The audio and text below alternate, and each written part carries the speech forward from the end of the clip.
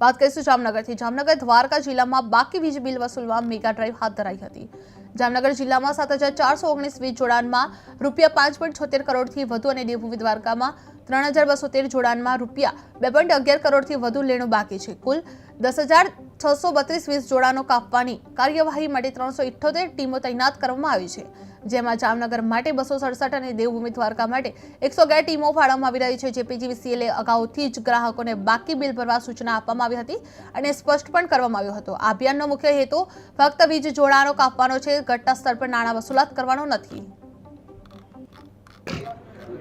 PGVCL દ્વારા બે બિલથી બાકી એવા ગ્રાહકોને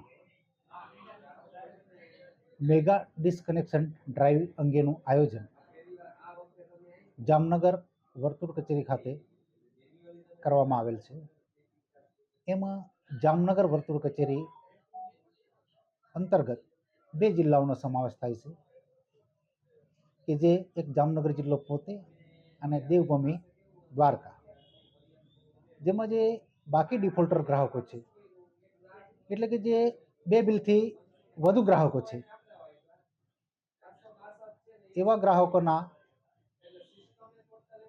આજે મોટી સંખ્યામાં એટલે કે માસ ડીસી ડ્રાઈવનું આયોજન કરી